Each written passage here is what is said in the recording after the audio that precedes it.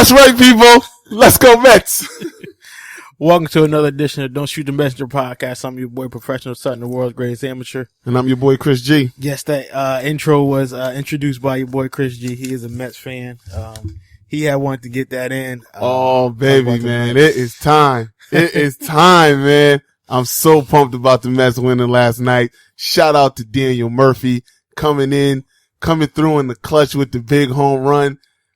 Jacob deGrom just lights out. Syndergaard coming in, lights out, boy. Familia closing it up with a 6-out save, man. I'm telling you. In LA, New York versus LA. Against Greinke, the best pitcher on the Dodgers staff. It was a good night last night. Yeah. It was a real good night last night, man. Shouts out to the Mets, man. I know we don't talk about baseball much, man, but I'm excited. Yeah. I'm excited, man. On our way to the National League Division Series. I don't care about the Cubs, man. I don't care if they ain't winning 200 years. It's all about the Mets right now. You know, only thing I see is World Series. That's the only thing I see right now. You know what? I am kind of rooting for the Cubs. I just want to see them win. I think, you got the White Sox kind of got it out the way. You got the Red Sox, and, so I kind of want to see the Cubs, do something with it and go somewhere. So I am hoping that the Cubs, go deep into the postseason and, shock the world, man. Shock the world. So we actually got it up on screen, and, Chris is like a little kid. He's watching his Mets on the Rich Eisen show. Loving it, man. Loving it. So, he's just glued to the TV right now. Only thing I could do last night at work is just keep refreshing the phone, watching the updates. I'm like, come on, let's go Mets. Let's go Mets. Yeah. Yeah, hold on. Let me fix this feedback. 1 second. Hold on. There we go. All right. So I had to cut Chris' mic off real quick. Not because of the Mets. No. I just had to fix the feedback in the mic. I didn't want it to sound crazy. There we go. All right. Got him. So, we had some great football this week. Even though our Niners lost, we still did our thing against the Giants. Our secondary I was will horrible. say they played a lot better than I thought that they could. Actually, Kaepernick, he didn't look like a world beater, but he looked, he didn't look like a bum either. Like he has been looking. Yeah. His best game of the year by far. Yes. That's a game if we would have had, the defense that, we've known, everybody's accustomed to seeing. Oh, we closed that game out. We closed that game out and we win it. But one thing that kind of pissed me off, when we applied pressure to Eli, we got him off his rhythm. But when we stopped applying pressure to him, that's when he was able to just pick us off, 460 some yards? I mean, listen, I wanted every bit of those yards because I have him on my fantasy team, and he got me 47 points. So I'd be lying if I said I wasn't rooting for Eli to get them points. Cause I already know where the season's going for the Niners, but it was unacceptable for Larry Donnell to catch that touchdown at the end of the game. Yes, it was. Over Navarro Bowman. It just, that defense, you got to close it out. You just got to close that out. Definitely. Watching that, and our secondary, we need help because he was just doing what he wanted to do. But overall, I was happy that we didn't get blown out like people said we would. I thought it was going to be a blow. I took the Giants with the spread. It was a 7-point spread, and I said, well, the Giants going to beat them by more than 7. Yeah, so you lost your money. I lost that one, too.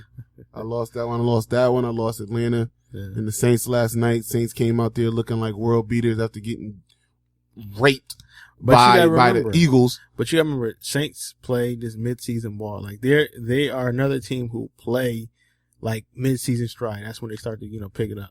And that's just how Drew Brees plays. He plays better under pressure than I feel when he's like, favored to win. Maybe. I just feel they couldn't cover that 5.5 point spread that they had against the Eagles last week, which I picked the Saints, and I lost that one too. It's been a bad week, betting wise. For you, man. Yeah. Oh, I got nothing but else. Yeah. I got nothing else. The only W I got is I picked Ohio State wasn't going to beat Maryland by 31. I think the spread was like 31 to 33. I was like, no way. Ohio State's beating them by that much. And Ohio State wound up only beating them by 21. So I'm taking Penn State too. That was a good game. You know what else was a good game? And we touched on it last week. Oh no, wait, I'm gonna say the best for last. I was talking about the Texas and Oklahoma game. You know what? That was a good talking game. about Charlie Strong Yes. last week. He must have. And then he must have. And then coming out beating a ranked Oklahoma, a rival. 10 at that point. Yeah, ranked number 10, your rival. That was a big win for Texas because I can't remember the last time they beat Oklahoma in the. No, they beat them last year. Did they beat them last year? But they never beat them like when they're supposed to beat them. But they beat them last year. It was like some hurrah. Or was it 2 years ago? I think it was 2 years ago before that sounds better. before Mac Brown. It was his last game, and then that's when they were like made hurrah, and they came out and they beat Oklahoma. Yeah, well, Oklahoma definitely. They've been done since 2000. You know what? Yeah, they've been done since Florida State. No, Virginia Tech. Yeah, Virginia Tech. They beat Vitek. Yeah, I mean because they went in 2000, and then they play USC 1 year. Got smoked. They got smoked. Then they play us, the Gators. Got smoked. So they haven't really been on top since. Well, they're always winning a national championship as far as in contention. I mean, they're always, a Bob Stoops team is always like, oh, they're going to be great this year. And I just kind of like Frank Beeman, the coach for Virginia Tech. Yeah, similar, very similar. hype. Very hype. Always going to get ranked because of the recruits and because of the coach. But then when they play, it's like okay, trash. Why? Straight trash. Also, speaking of college football, did you see that Stanford catch? I didn't see the catch because I was in and out of watching the game because I'm at work, so it's kind of hard to watch the full game. But it was like a double reverse, and dude caught it like on the dude's back, and I was like, oh my Jesus, like how did he catch it? It was crazy. It was something I was like, wow. I tell you, I saw that route. Yeah, I saw that route. I mean, I like UCLA coming into this year. I like Chosen Rosen, and they UCLA looks horrible. Yeah, I mean, Stanford looked like I had them as favorites to win the Pac-12. I mean, this is the team that lost to Northwestern 16-6. Stanford, yeah, and Northwestern just got pummeled by that team up north.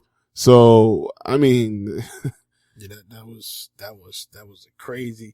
But I mean, I can definitely show you the highlight because the highlight was like, wow. Like, I mean, I was just like, I watched it probably 3-4 times because I was like, yo, what in the hell did he just do? I was like, that was just crazy. No, I didn't get to watch that. I didn't get to watch that highlight. You gotta see that. You gotta remember though, last night was all about the METS. Mets. Yeah, I gotta let you see this. I'll let you hit play and check this out. Let me see. Let's take a look at what we're looking at here. Right now tonight. Here's McCaffrey giving way, and it's a reverse back to Hogan. How about this from Stanford? You know what? That reminds me of the Sidney Rice catch back when Sidney Rice was at South Carolina. Remember he made that catch like right on his helmet. And he just went all the way down to the ground with it. Yeah, that reminds me of that play a lot. It reminds me of this, and also a dude from Alabama, I think Prothis. I was watching his highlight when they played Southern Miss, and he caught a pass like that, and it stuck to him. This is in 2005, and I think Prothis. All you receivers out there, man, it pays to have strong hands. Yes, strong hands. Yes, you saw what Donnell did to 49ers. It's a big part of being a good receiver, man, to have that. Anquan Bolden is known for that, like, vice grip hands. Like, as soon as they get it, man, it's like, it's not going anywhere. No. So, it's a big part of it. Also in college football, talking Heisman, I mean, Fournette, man. I mean, he looks like, you know what? People say that he looks like Herschel Walker. They also say that he looks like, what's he look like? Bo Jackson. So I was watching some old footage. I think what's his name? Rogers from South Carolina. I forgot his first name. South Carolina. Yeah, I mean, I was watching it on YouTube, and I was like, yo, this dude was a beast. I mean, he wasn't gonna get you like. I mean, well, I can't say that because back then that's when power football was it. Like they'll give you like 100 touches. They didn't give a damn about you being tired or what. It's like, yo, you're gonna run this ball, and that's that. And I was just like, wow. Let me pull his name up. But I was just watching him. I was like, because Fournette, like he He's not going to get the ball and just take straight off. You know, he's not that type of back. No, he's a patient. Yes. He's a patient runner for sure. Definitely is going to try to, wait and pick his spots on where he wants to go. That's definitely a plus on Fournette too, because, to be a big back like he is, to be as fast as he is, he really is patient. He waits for his holes to open up, and, he does pretty good. So. George Rogers, that's his name. George Rogers from South Carolina. I think he won it in 1979 or 80. The Heisman? Yeah, I think just the year before Herschel Walker. But I was watching, but just so patient, just so fluid. Because when you think of like big backs, you think of them like always just, smacking into people. Yep. But he was just waiting for his blocks, and they ran an I formation with you like old school football, smash my football, toss up the middle. And that's what he runs. So I was just, making that comparison, to Rogers. But speaking of LSU, they got a big, matchup, against Florida. There we go. You guys got some problems, okay? What you got the Will Greer problem. That's your first problem. Yeah. Okay. But, Listen, can you get whatever you're taking? Can you get that checked out, please? Whatever. I mean, listen. I'm not saying that the kid was trying to take, some type of performance enhancing drug to have an advantage, but you're smart enough to know anything you take. You get the rule sheet beginning of the year. Yeah. Anything you take, you got to run it past your staff. Make sure it's good. Cause you probably don't even know all those words that's on the back of those bottles that you're getting over the counter. If you ain't cheating, you ain't trying, man. So I don't feel sorry for him in the sense, dude, you know the rules. You got to get that checked out. Yeah, you know what? It's a extreme rule though to suspend him for the whole year because of that. And he kind of has nobody to turn to because there is no union. There is no representative for the college player. So whatever judgment comes down, they just get smacked when they got to take it. But you know what? See, here's when college football plays that little dicey role. Cause you got like teams like Florida State and they had some serious charges and those dudes got off. I think that if we didn't have a good backup quarterback, I think that it'll be a whole different scenario. But like you said, he should have got checked out because we also got a cornerback who got locked up for some bull, and I'm like, yeah, and that was the second part I was like, oh my god, we seen like he fired a shot at his pregnant girlfriend. Are you? It's not funny. What he did. What's funny is, are you that stupid? Yeah, just with everything that's been going on with football and domestic violence and, things against women, and that's the route you choose to take. You're going to shoot not only at your girlfriend, but your pregnant girlfriend. Yeah, buddy. Yeah, you need to take several seats all the way down. Yeah, I don't have no sympathy for a sucker like that. We looking like the University of Miami here, man. I mean, we looking crazy. They got chips though. Yeah, they got chips. We do too. Y'all do too. I'm just saying, y'all looking like them. Might as well get the chips like them this year too, right? Be public enemy number one. I sure hope so. I hope that situation gets cleared up, and I hope that we can, get back on to playing football. It just sucks that it happened this week, which is like the biggest week. Well, I'm taking LSU all day. I don't even know the spread yet, and I'm taking LSU. You know what? Take them. I'm taking that. That's money in the bank. When you look at our rushing, I don't think that we gave too many touchdowns, rushing touchdowns this year. So you can have it. But again, that distraction, we don't need that. I'm a little superstitious at times. I'm just gonna say it's like anytime I go against my team, that's when they prove me wrong. Like the UConn Huskies, like I didn't even root for UConn Huskies when they won it in 2013.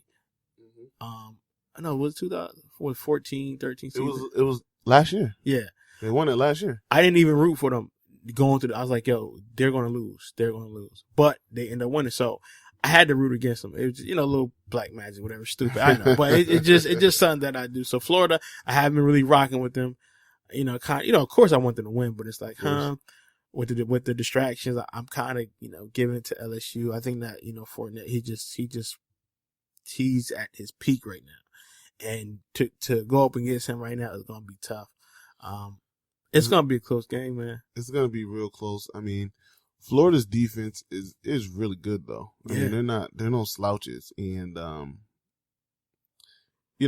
LSU has a tough road ahead of them. I mean, I think once November started, they got to play like 4 or 5 ranked teams like back to back, including Alabama and Texas A&M and Arkansas. Like they got a tough road. It's not getting easy for LSU. So they're definitely gonna come out guns blazing. I know they definitely want to get this W. I mean, but if they are able to turn the tables and really take this one, I mean, I think that LSU could kind of take the SEC, pending everyone stay healthy. Because Alabama, well, listen, shaky. I'm taking Alabama this week too against Texas A&M. I'll take that all day. So here's who LSU has. They after Florida, they have Western Kentucky, Alabama, Arkansas, Ole Miss, Texas A&M, and then it's the SEC championship game. But prior to Florida, here's a record. Not saying that discrediting them, but this is who they played: McNeese State, Mississippi State, Auburn, Syracuse, Eastern Michigan, South Carolina. Now again, I'm not knocking them. Okay, I'm not knocking because I think Mississippi State. Well, nah, Mississippi State was probably their toughest opponents. But man, you playing the Florida team that's really ready and motivated. But I don't know. We'll see. I'm still going for my Gators, but if they don't win, whatever. So, yeah. It'll be interesting. I know. Yes, it sure will. LSU is going to come to play. Florida, they better come to play. Yeah, we're going to have to come to play. We have no choice. And if we don't come to play, then they're going to hear about it. So, that's what I have.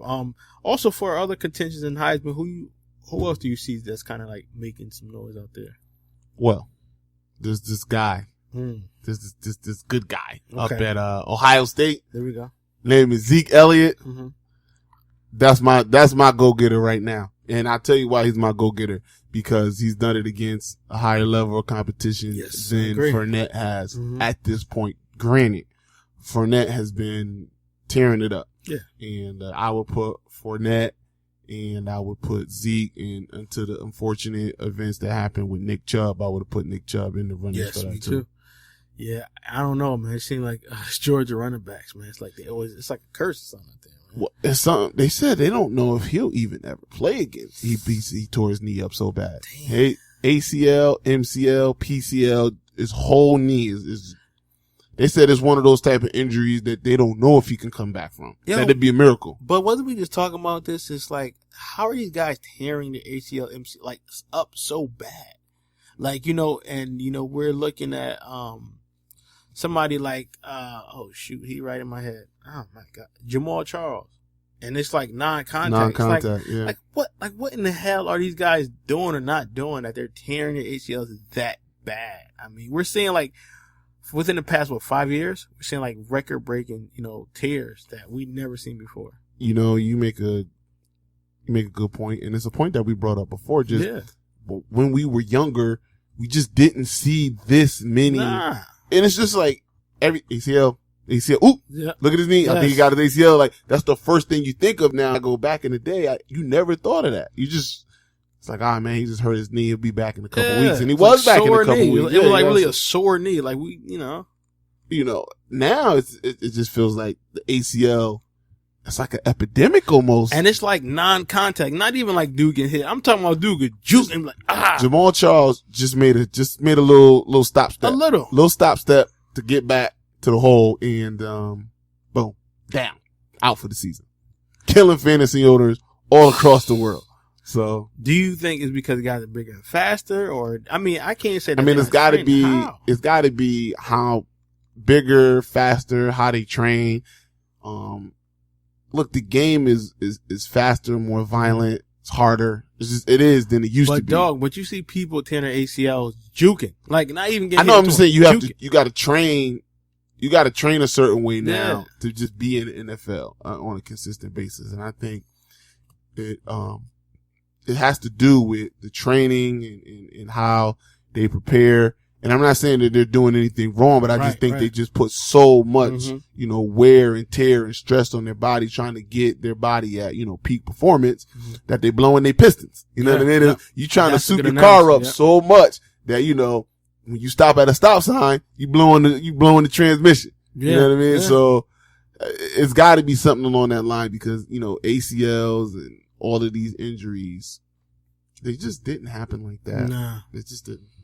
So, Godspeed with him and Chubb and Jamal Charles and anyone else who's affected. And also the kid from Southern football team. I forgot his name, but he was, I think he might be paralyzed. He was playing Georgia a few weeks ago. I think I know what you're talking about, yeah. And he was like, yeah. They took him out on a stretcher, right? Yeah. It was like just like a routine. He didn't even duck his head like that. He just, boom. It's unfortunate just in my short career of playing, sports, we've seen somebody get paralyzed when we were playing up in Valley Regional. I don't think he's paralyzed though. He was like partially paralyzed, but one of the guys was partially. The other guy was paralyzed for life. Now he came up out of it though. Remember, because he was like a sophomore or something. Then he never played again, but he was able to be on the field. And there's that's the guy, but he was fully paralyzed. Still, yeah, that is scary. That is scary. Tough injuries. Yeah, man. I mean, so Godspeed and God be with them. So NFL, man. I don't know why it seemed like this season is it feels like we're in week 10. I don't know why it feels like we're in week 10, but we're only in week 5 or 6. But it just feels like it's so delayed. Yeah, week 6 we're in right now. Yeah, and it just feels like that. Don't worry, I'll screw it. I'm messing with it. But it seems like we've been playing a lot. But you also got to remember we are 1/3 through the season already. I know, but it feels like we're in week 10. I don't know why. It feels like we're so deep in the season. I don't know if it's because I can't even say the postseason. Maybe because as a Niners fan, I just want the season to be done. Maybe because I swear it just feels I feel the same way. I'm I don't even feel great about football. It's okay, whatever. My girl asked me when we were watching. Well, I was watching the 49er Giants game, and I'm rooting for Eli to get these points. Oh, and she said, why are you rooting for Eli? I'm like, well, listen, I already know where the Niners are going this year. Yes. You know what I mean? I already know that they're out of it. So, you know what? Let me just, get my fantasy up and be happy with that. This is not our first rodeo. We had a 10-year drought when we were used to this. Yeah. I'm used to this. You know what I wasn't used to? Winning. Yes. I wasn't used to that. And, it did feel fake. They gave it to me for a quick second, and then Trent Baalke. Yes. And, what's the other guy? Trent Baalke and Jed York took it away from me. Bastards. Yeah. But who's been cause he's on my fantasy team and he pissed me off, Peyton Manning. Would you think he'll have a season he's having right now? He's barely winning. He can barely throw for 200 yards. I'll say this about Peyton Manning. Again, I think he's fine. I think. He's setting out this week in my fantasy. He's setting out? Well, yes. It might be a wise decision. Well, I think you gotta think about this. What's his name? Gary Kubiak wants to run the ball. That's what he wants to do. Yeah, he wants to play a slow. He doesn't want to put up a lot of points. He wants to have his defense win and his offense just control the rock. Now, that's the wrong way to use Peyton Manning. That's the wrong way to use using a Ferrari to go to the supermarket. You might get in a minivan for that. You know what I mean? Get in a minivan for that. Mm-hmm. He's using him the wrong way. He wants it to be a certain way of football. Now, him wanting to run the ball wouldn't be bad if they could run the ball. Yeah. They can't run the ball. So what they do is they go first, second down, run, and then it's 3rd and 8 or 3rd and 9. All right, Peyton, let's get it. Instead of let Peyton do what he does. Let him call the plays, let him dictate the pace. When they got in trouble in Kansas City and he had no choice but to give the keys over to Peyton, what did Peyton do? Drove him to victory because he had to do it. That's what you got. You got probably, arguably, out of the top 10 wide receivers, you got 2 of them on your team. That's true. Lining up on either side, and you want to run the ball with Ronnie Hillman, who can't run, and CJ Hillman and CJ Anderson, who can't run. They both aren't running good right now. Now, it might be a bit of a mix between blocking. I don't think the offensive line is that great. No, I think that they kind of new. They're kind of new. And then, I think it's a mixture of them and the line. But what's not screwed up? Your wide receivers. Get them the ball. Play a better type of offense. Use Peyton to his full potential. I understand what they're trying to do, and it's the reason why I like Denver. Their defense is so good. You don't want to put yourself in a hole by, playing an offense that scores a lot of points, could also lead to turnovers and all of that stuff. I get that. I understand that. The biggest problem Peyton Manning has had his whole career is that he had to put up points because he couldn't trust his defense. Exactly. Let the man put points up and let's trust the defense. Exactly. You probably got one of the best secondaries. I don't want to hear anything about the Legion of Boom after the way they've been getting murked. After the way freaking, Andy Dalton came back and sliced their ass up. I loved it. Oh, I loved every minute of it. I loved every single minute of it, but I don't want to hear anything about the Legion of Boom because they're a bad call away from losing to Detroit and they lost to Cincy. Oh, yeah. I don't got them beating, the Panthers this week either. So, I don't want to hear anything about the Legion of Boom. The secondary up in Denver is serious. That offensive line, that defensive line is something serious. Linebacker. That you got Ware, and then you got Von Miller coming off them edges. You got Talib.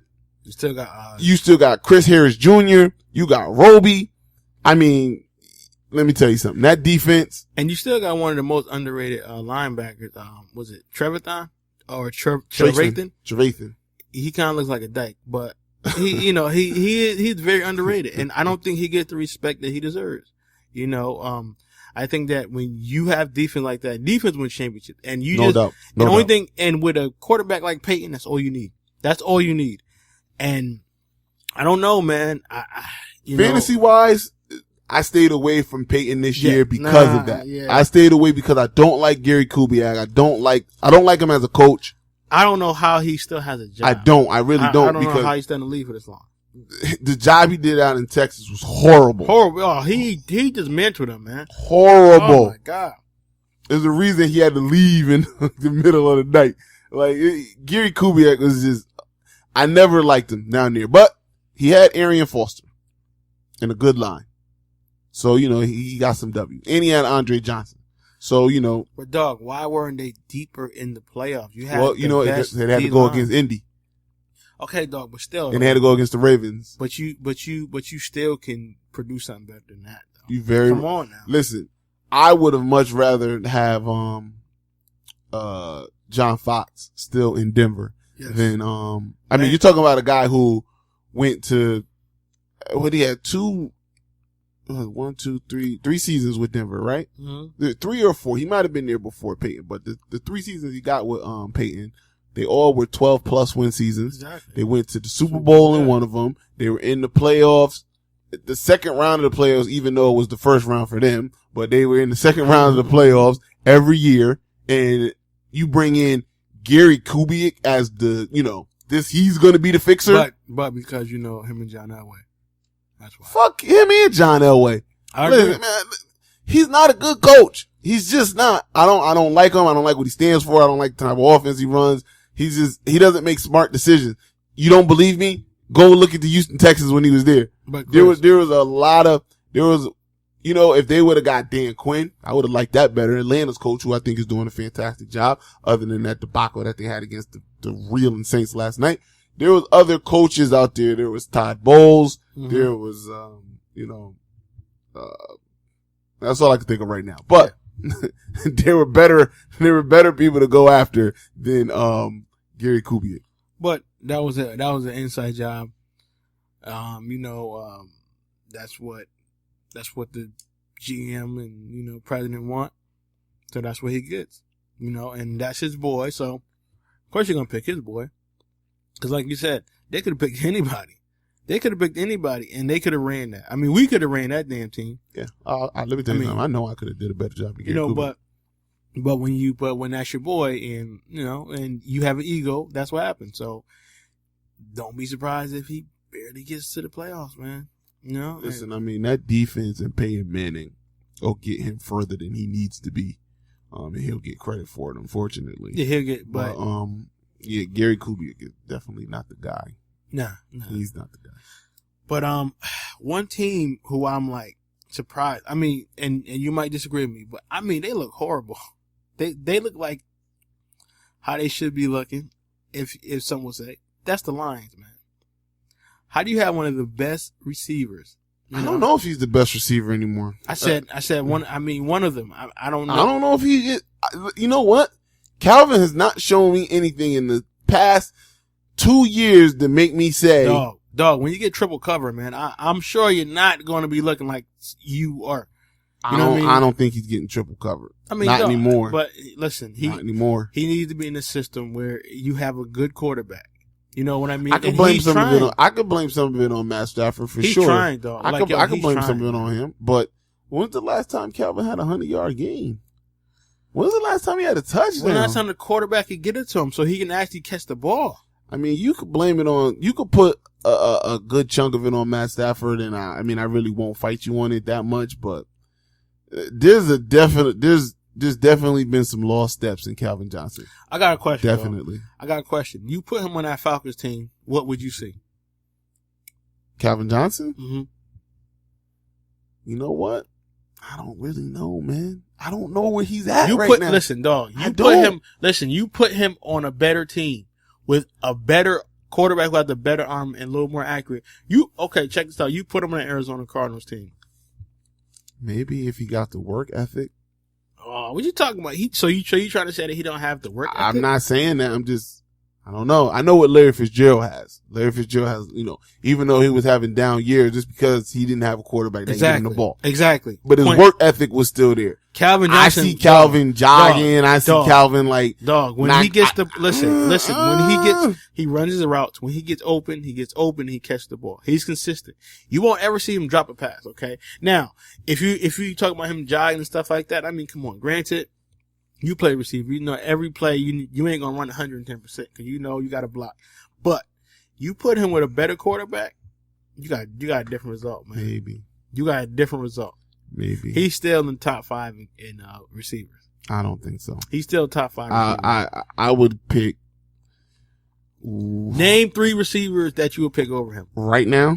Julio. I'm talking about overall right now that I pick over Calvin. Yes. Julio, Dez, Antonio Brown, Demaryius Thomas, Emmanuel Sanders, AJ Green. Nah. Jordy Nelson. Nah. Randall Cobb. Nah. I mean, I can keep going. That I would literally right now take over Calvin Johnson. Like 4 dudes that's injured. I mean. Well, Dez is injured and Jordy's injured, but when they come back, give me Jordy. Jordy's done for the season. Well, he's done for the year. You know what I'm saying? When he comes back, next year, give me Jordy. When Dez comes back in a couple weeks, give me Dez. Matter of fact, give me Larry over Calvin right now. Dog, if you put... Give me Keenan Allen over Calvin right now. Oh, hell, now you tripping. You tripping. Listen, man, I'm going purely off of what I see, and what I see is not very good. Those receivers that you name have decent to good quarterbacks. Fair. Okay? Fair. You put him on a Green Bay team. Even if you play him with the Chargers, you're going to have a different result. You're going to have a way different result. Okay? Because Vincent Jackson, where is he right now? Julian Edelman. Gronk. Okay. Tom Brady. Jimmy Graham. I mean, I'm just spitballing here. Great quarterbacks. You have great quarterbacks. You know what? You got a really, really good point. You haven't said anybody from Seattle yet. You haven't said anybody from the 49ers. Well, you talking Jimmy Graham from the Saints. Okay. Jimmy Graham this year, you talking Saints Jimmy Graham. But nobody, obviously Russell Wilson is, I don't know why people took him so high in drafts too this year. It was boggling. Yeah, he's not a fantasy guy. He's still better than a lot of quarterbacks. He's really not. He just plays good in big spots. But once again, you're naming quarterbacks. I mean, receivers that have great to. Okay, Alshon Jeffrey. when he comes back. Oh, Jay Cutler ain't no world beater. Nah, but, I forgot ODB. Shit, ODB. Okay, but Eli Manning, I mean, he's a way better quarterback. I hate to admit, then, what you got Stafford. Stafford's not consistent. Stafford, he was just thinking about it. When Calvin Johnson was doing his thing, look at his highlights. 2 to 3 corners on him, and he's still going up there and making it and do what it do. Now you got corners who are actually putting pressure on him, and you got teams scheming against him. So even if he was to get open, he still got the corner still got help over the top. Listen. I'm not saying that Calvin is a bum. Obviously, he's Megatron. He's still top 5. He's not top 5. He's still top 5. Listen, you can't in your heart believe that I Calvin Johnson believe he's top 3. 5. I believe he's top 3. He ain't top 3. He ain't top 5. He barely in the top 10. And I'll put him in the top 10 off of GP.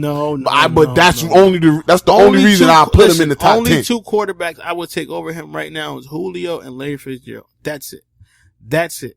When you talk about consistent, I'll take those 2. But Calvin Johnson, you give him a quarterback you telling me you gonna take Calvin Johnson over Demaryius Thomas? Yes. You're gonna take him over Emmanuel Sanders? Yes. You're gonna take him over Antonio Brown? Yes. Dude, you're on something. Dog. You're on something. Nobody's going to agree with that. If you take those quarterbacks out and make them play with regular quarterbacks, maybe you got a whole different scenario. But we talking about the game that they in right now. The game that they in right now with everything being the way it is right now. But I'm not talking about his talent or what he could be if he had a good quarterback. But in his defense, he needs somebody to get him the ball. How can he get the ball if his quarterback is looking like shit? I can't fight you on anything about Matt Stafford because he's just trash right now. And the reason why I say those 2, okay, because when you look at when they don't have their quarterbacks, okay, Larry Fitzgerald, he's going to get numbers, okay? Julio Jones, he's still going to do his thing. You know Larry what I mean? wasn't getting numbers last year without Carson Palmer. He was horrible. People didn't even want him anymore. But even with Carson Palmer, Carson Palmer, way better. Obviously, you see how he's playing this year with Carson Palmer. But even when he had Kurt Warner, you know what I mean? He needs a quarterback, no doubt. Even the quarterback who was the quarterback that got in when Matt Leinart? No.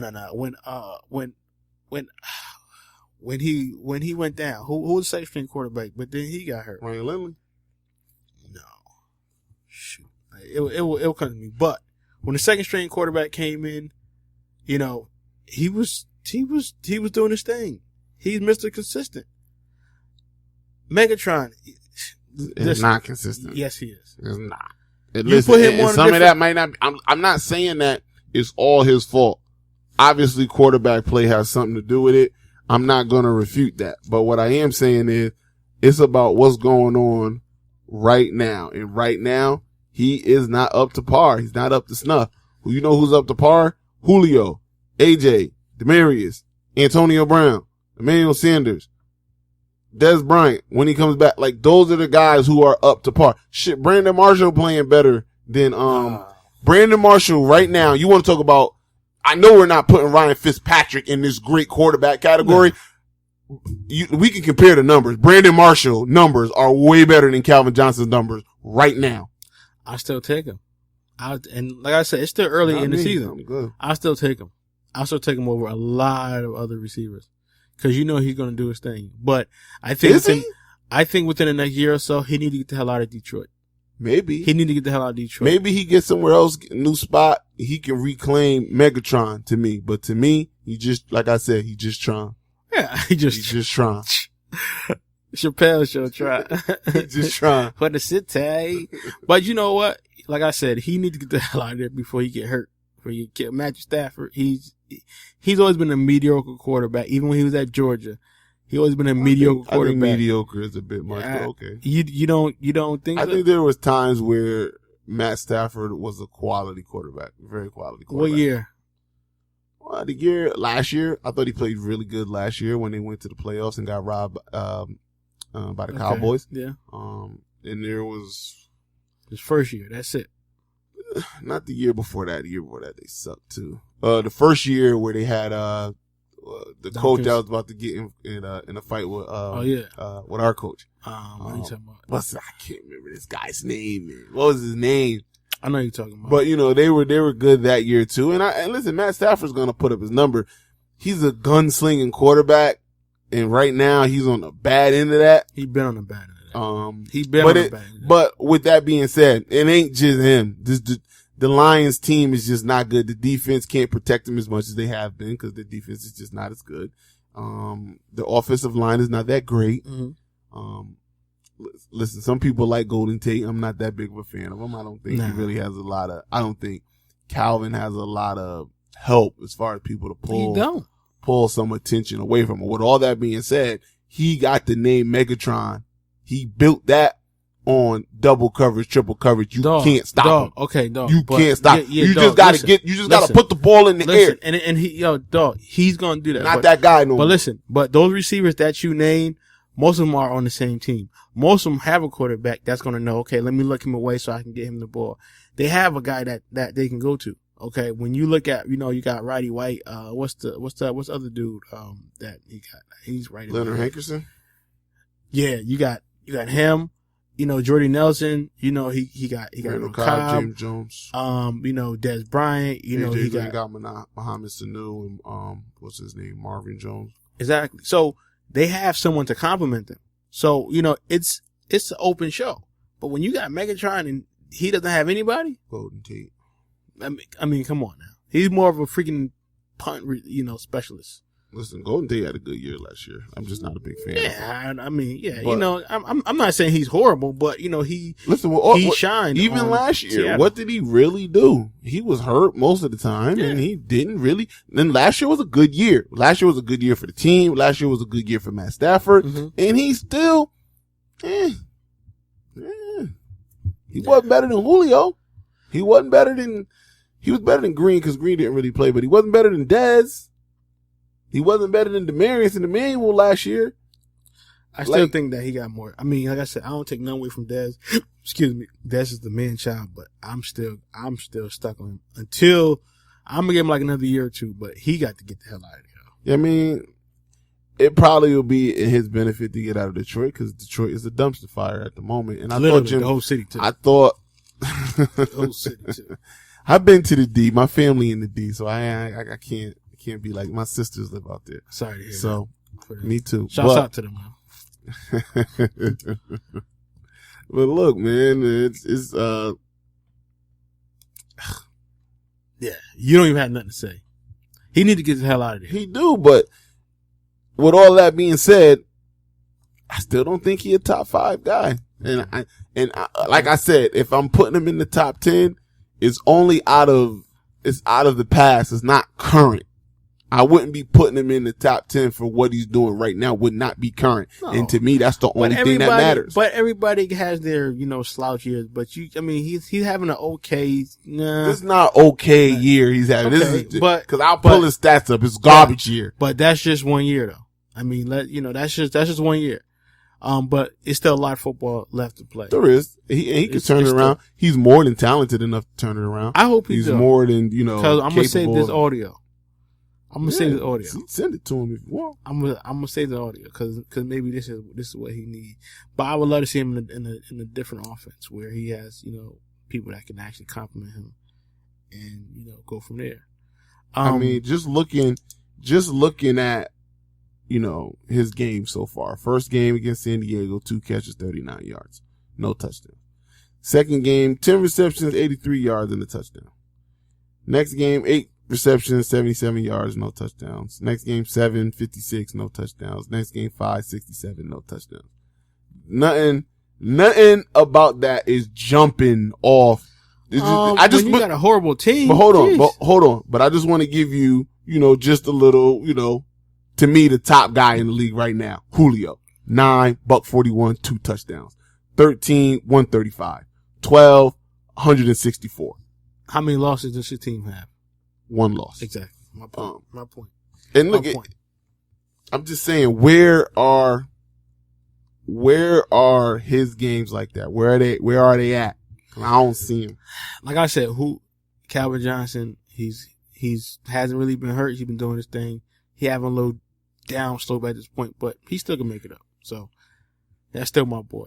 So, moving on to something that's a little more, I don't want to say tragic, but that is sad. Lamar Odom.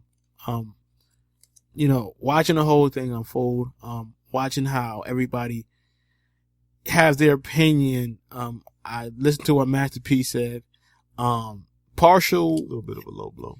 Okay. Yeah, you know what? Part of me is like, okay, I understand what you're saying, but at the same time, but it's okay. But what about your brothers? Or what about people that you know? And if you're his mentor, then why didn't you?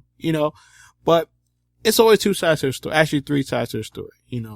Your side, his side, and actual truth. But it's just something about when you're from the hood, you have those people who actually want to make it out. You have those people who want to be like hood legends. Now, I don't know Lamar Odom, okay, but we know a lot of people who have potential and who can stay out the hood, but they choose to come back because they want to keep it real. I think it comes to a point in your life where you got to let people go. And that keeping it real stuff, you cannot keep it real no more because, this is what they report now. I don't know who's tried to see him. I don't know what the hospital protocol is. So I'm not going to, badmouth everybody, but I will say this. It comes to a point in life where even as a regular human being, you got to stop taking care of people. You got to let stuff go. Okay. And you have to have that one person that can say, you know what, you effing up right now. You need to stop. But it sounds like from what I'm seeing and, and once again, this is just my observation. I'm not close to him, but he never had that person to say, stop it, cut the crap. Hearing about his life, he never really had nobody to take him by the ring and say, that's not cool. Don't do that. So now you got everybody and their mother coming out. I heard that Chloe, and I know you're more of a social media guy than I am. Is it true that the Kardashians, they were up there with cameras? So I'm gonna tell you what I know. So what I know is, and first I'd like to say, I think Lamar did have the person to tell him no, and that was Chloe, and he fucked that up. Okay. I feel very, very it's really sad. There's nothing funny about the situation that's going on with Lamar Odom. He's from all accounts, everybody always gushes about like how good of a guy he is. Yeah, you know what I that's mean? what I heard, yeah. Like the people that he take care of, the people that he, go out on a limb for. Magic Johnson said Lamar Odom was the kind of guy that when the rookies would be on the team, he would buy them their first 2-3 custom suits. Wow, so. Just, listen, man, you in the NBA now, look good. Mm-hmm. You know what I mean? Like he's that kind of guy. And I believe Chloe really was keeping him together, but he screwed that up. And that's on him for that. I think Chloe was the one that was keeping them together. He screwed that up. As far as the people that was up there, just, from sources, from what I was hearing, from what I was reading, they informed Chloe because they're still technically married because even though they signed their divorce paper, I guess there's a backlog in LA. So it hasn't been processed yet. So technically they're still married. Okay. So they, when Chloe found out she was with, Kim and, she was with Chris, her mother, and they rushed out there and, I heard that Chloe didn't want no cameras around, not in the hospital. Okay. She didn't want no cameras. Now whether they're very creative, these, reality shows, so they could be on the outskirts, just kind of getting, not necessarily listed in, but, just getting some stuff, to make it look good for Keeping Up with the Kardashians whenever that show comes back on. And, I think, that might be happening from all accounts. Like Chloe is like devastated. Like she not even leaving like the hospital. Like she in there heavy right now. Like in there a couple of days, ain't washed her ass yet. So, I mean, I hope she has. It seemed, well, I'm sure she managed to do something, but, it seems in all accounts that, Chloe's been up there, trying to take care of business because all decisions come from her now because he's in a coma. So whatever move is going to be made as far as financially pulling the plug, it's all coming from her. Okay. I know her mother, Kim, Courtney, her sisters, They all came up there. Now I know that they probably got love for Lamar because he was a part of the family, but I'm pretty sure the majority of the reason they was up there is to support Chloe. Yeah. Cause, she going through, obviously, her heart is hurting at the moment. As far as, like I said, as far as the camera thing, I'm sure they picking up a little something, but they're probably not in the hospital, like inside seeing the real, you know what I mean? They're probably just getting aftermaths when people are, coming out, or, when the other siblings, are in the vicinity and they're leaving or going, picking up the conversations, coming and going. I would guess the Kardashians generally are kind of scumbagish, so maybe they got something, and I mean that in every possible way. And so they might have, finagled something in there, so they got a few shots or something like that. Chloe at a weak moment, but overall it's a bad situation. Prayers up for Lamar, man. I hope he pulls through. Obviously I don't know him personally, man. He just seemed like a cool dude. He does. It really shocked me to find out he had like a drug problem like that. I mean, he got a lot, and I don't want to cut you off, but from his mother dying, his best friend dying. I think he had like a kid that died too. Yeah, he had a lot. And then his heart was in LA. He wanted to be, you know what I mean. He wanted to be a Laker, and he couldn't do that. And I just think mentally he couldn't keep it together. Mm-hmm. And I think that's why he was in a brothel for, a weekend getting right. Mm-hmm. Not that listen, you do to each his own. You do what make you happy. But to just, that's not a good look in any way, to just be on a bender. Cause that's what he was. He was on a bender. He was on I'm doing cocaine. I'm doing performance enhancers drugs, and I'm trying to smash for 3 days. You 35. You don't got that engine no more. You don't got that engine no more. And if you was 25, you need to watch out, because taking cocaine and sex drugs and trying to pump these young Thundercats, that's just, you got to be in tip top shape for that. So, the whole situation is bad. Yeah. I feel bad about the whole thing. So, I just wanted to touch on that real quick. So like Chris said, our prayers are up for, Lamar Oderman, his family, and real support cast out there. But before we go, we gotta leave you with a boxing note. I'm trying to get Chris to do just a boxing segment where he just does all box. I know his schedule, my schedule. We ain't big Hollywood yet, but I definitely want Chris to come over here one day and just like do all boxing.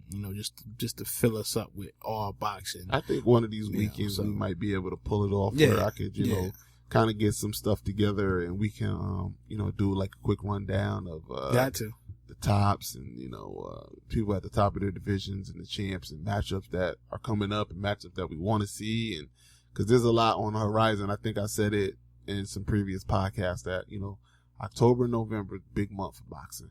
Big month for boxing. There's a lot of good fights happening. It's a lot of top-notch fighters that are going to be going at it. So it's definitely something that we can touch on. Yeah. So what do you I know you want to talk about this weekend coming up and why it's a big match, and just fill us with your knowledge. I mean, pause, but pause, double time. Let us know. Yeah. Well, it's a big weekend because this is the week of the Triple G and David Lemieux fight, and this is big for a lot of reasons. The first reason is this is Triple G's first pay-per-view. It's his first pay-per-view, and so far in the Triple G train, it's been, he's not big enough. Then he sells out the the StubHub Center, in California. Nobody sells out the StubHub. It's an outdoor arena. Nobody sells it out. And this guy from Kazakhstan sells it out. You know what I mean? So they go, well, he sold that out. The fighters that are, quote unquote bigger than him, well, he sold that out, but it ain't really that much, even though they can't sell it out. Then he goes, all right. And he goes to Madison Square Garden, sells that out. Well, he ain't fight nobody. Now, granted, these are the big time fighters who want big time money And the first excuse was he ain't popular enough. Then it was he ain't fight nobody. So he fights somebody, he gets popular enough, and well, he ain't a pay-per-view star. Well, here's his shot. Cause this is his first pay-per-view against David Lemieux. It's a great fight. It's gonna be a great fight. I think Triple G is gonna win by knockout. The problem with this fight is it might, and please, it's not blasphemy when I say it, but it might resemble the Hagler-Hearns fight, where it's gonna be a good fight, but it's gonna be quick. I don't think this fight is gonna last very long. They're both heavy hitters. You heard it here first, people. You heard it here first. They're both heavy hitters. I think the fight might go, 3-4 rounds. That, to me, is the only thing that's going to hurt it on pay-per-view buys, is that, people who watch boxing, people who know boxing, people who, are fans of Triple G are going to go, do I want to spend, $50, $60 on a fight that's only going to last 2-3 rounds? But those 2-3 rounds are going to be action-packed. So I think, I'm obviously going to order the fight. Of course you will. Of course. And I'm hoping for, a spectacular show. And I think this is just going to be the next, evolution in Triple G. I think Triple G, I read a report. I'm on numerous and various boxing sites. And somebody wrote a column about how they didn't think, how they did not think Triple G was going to be the next pay-per-view star. Because there is none. With Floyd out, until he comes back, because he ain't retired. With Floyd out, who is going to take the reins of a pay-per-view superstar? Because there is none. A lot of people want to give it to Canelo, but I saw Canelo's last numbers when he did his pay-per-view. It was like 300,000 buys, 350,000 buys. That ain't crap. I mean, that ain't shit. Ronda Rousey do better numbers than that. You know what I mean? So he ain't going to be the next pay-per-view star, Canelo. And then his last fight wasn't even on pay-per-view. It was on regular HBO. True pay-per-view stars only fight on pay-per-view. You won't see a free Floyd Mayweather fight on HBO or Showtime. It was almost. Almost. They were trying to do something special for the last fight. But you're not going to see them. And it wasn't going to be free. It was going to be free to us, but it was going to be on network TV, which is different. That would have been a different beast. But you're not going to see, you never saw a Floyd Mayweather fight on HBO or Showtime, just the regular show once he became a pay-per-view star. Once you're a pay-per-view star, you only fight on pay-per-view. Oscar De La Hoya, only on pay-per-view. Shane Mosley, only on pay-per-view. When they became, the star of their division. Yeah. When they became the boxing star, Mike Tyson, Vander Holyfield, the list goes on and on. Felix Trinidad. I got my thoughts on him, but we'll save that for another day.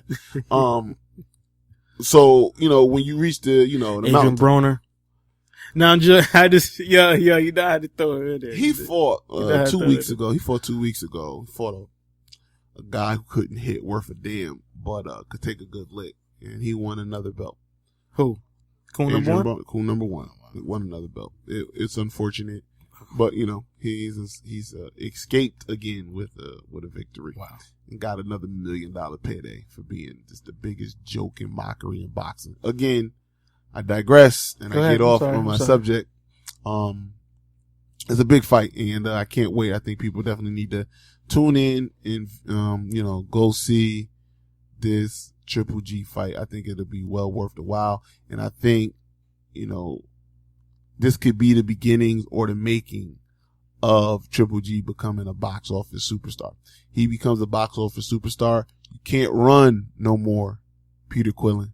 Like, you can't run no more Cotto. You can't run no more Canelo. Like, all of these guys who wants to put excuses of why they don't want to fight Triple G. The real reason is he hit too hard. You don't want to get hit. Wow. That's the real reason. But you can't say that because you're a boxer and you're a man and you can't admit that you don't want to get hit hard. You make these other excuses. He's not big enough. He's not popular enough. It won't be enough money. Well, now, if he, gets into this fight, and I'm going to be looking at the numbers very closely for when they come out, man. If he could do like 600, 700,000 buys, he'll be the biggest pay-per-view draw other than Floyd Mayweather. Wow. 600, 700,000. That's still not as much as Ronda Rousey. But, Hey. and I don't like Ronda Rousey either. But It's again, I don't want to get into that. But, just 600,000-700,000 buys would make him it would make him the biggest pay-per-view draw other than Floyd. And then people couldn't hide anymore. They couldn't hide. There'd be no excuse. You can't say the money not there. Mm-hmm. You can't say he hasn't fought anybody. And you can't say he doesn't fill up a arena. At that point, you know, I'm hoping for success. I'm hoping that he wins, and I'm hoping that the pay-per-view numbers are, you know, out of this world. Cool. With that being said, you have it from your boxing expert. Go get it. Go watch it. And you're going to get your money worth. It's your boy, Professional Sutton. And I'm your boy, Chris G. You guys have a great weekend. Peace. Peace.